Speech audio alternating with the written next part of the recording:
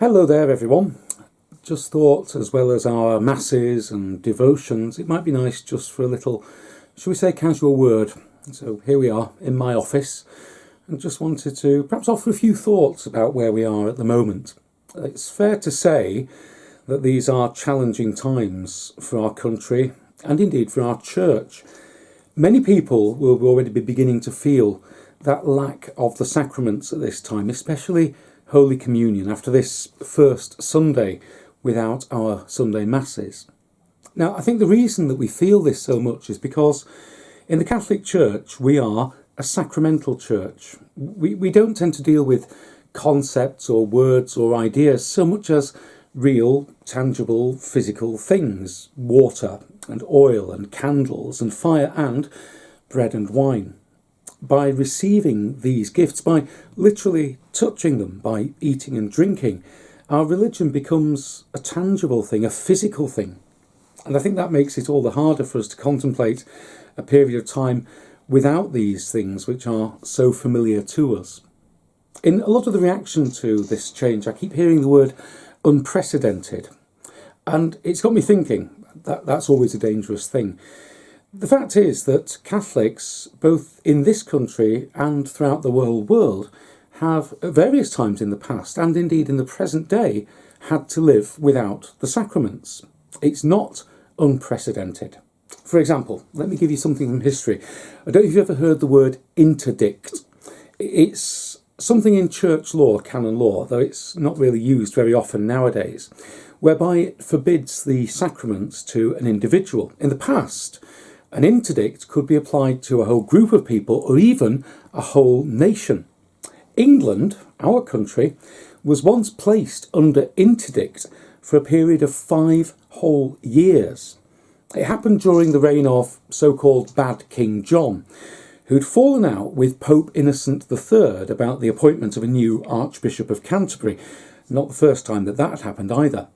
In response to this, Pope Innocent placed the whole country under interdict. In other words, there were no masses, no sacraments, no baptisms, no weddings, no funerals. This was a period from 1208 to 1213. Now, of course, the reason that this was done was to put pressure on King John to make him change his mind, which, of course, eventually it did. People turned against the king because they missed the Mass. They missed their baptisms and weddings. They missed their sacraments. So eventually the king capitulated and the Pope lifted the interdict. Another period that perhaps is more familiar to us than that is the time of the Reformation here in England, under Kings Henry VIII and Edward VI and Elizabeth I, a time when Catholics were denied the Mass and the sacraments. And this was slightly more dangerous because this was under pain of fine or imprisonment or even execution. This is the time of our English martyrs, people like St Ambrose Barlow, our own local saint from South Manchester, who walked the lanes and the hills of Lancashire, celebrating Mass wherever and whenever he could, offering the sacraments on his arrival.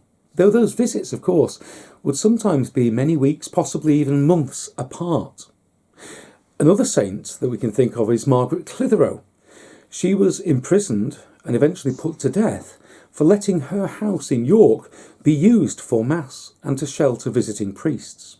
In that period, Catholic communities could go for a very long time, many weeks, without seeing a priest, without having Mass, without anything.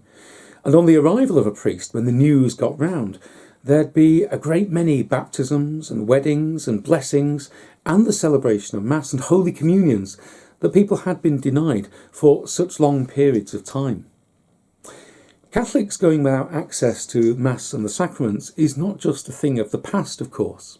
In many parts of our world, even today, there is a drastic shortage of priests. You've probably heard visiting missionary priests talking about their massive parishes, which contain what they call mission stations. This is especially in Africa. A parish there might be the size of our diocese and have 20 or 30 mission stations, what we would call churches, places where communities will gather to celebrate the sacraments. The priests in these huge parishes cannot say Mass in every mission station every Sunday. Sometimes perhaps it's once every 2 or 3 months that a priest manages to get round to celebrate the Mass and the baptisms and the weddings and all the other things that have been lacking for that period of time. These communities live with that and they survive despite that. In so many ways they are very strong in their faith. They still gather together Sunday by Sunday. They still have a profound sense of the presence of Jesus with them. And in a sense, perhaps, they appreciate the Mass and the sacraments when eventually the priest does arrive at their particular station. That strength of faith is perhaps made stronger by its infrequency. So, being a Catholic without access to Mass or the sacraments is not unprecedented. Both in the past and in the present, it has been a feature of the ups and downs of faith lived in our real world. Our present situation, here in our parish, here in our diocese, in our country, in a way is nothing like those situations I've already described. They lasted for years and had a sense of permanency about them, and so is the situation in many places today. Our present situation, we hope, will not be long-lived. Yes, it may take some time, and we don't know how long it will take, but we hope that there will come a point when we're back to normal, not just having one Mass every Sunday, but our 3 Masses, that luxury that other places don't enjoy. We'll be back with our sacraments as and when we need them. And we look forward to the day when we're able to do that. But in the meantime, perhaps here's a thought. In the meantime, why not use this period and our own lack of Mass and sacraments as an opportunity for a prayer of solidarity. Solidarity with those who struggled in the past, our own ancestors, our mothers and fathers in faith from many, many hundreds of years ago, but also a solidarity with our brothers and sisters in the church today, in places like the developing world, in places where the idea of a Mass every Sunday is a luxury that they can't even imagine. Let us offer something of ourselves and our present situation in prayer for and in solidarity with them. And just as I believe their longing for Holy Communion strengthens their faith, it strengthens their enthusiasm and their desire and their practice of charity. So in these weeks or months, however long it is, let's pray that it may do the same to us, so that when we can return to gather together in church for Mass and the sacraments, it's with a deeper, a stronger faith, a greater love of the Lord, and a greater desire to let Him into our lives to inspire our service and our daily lives.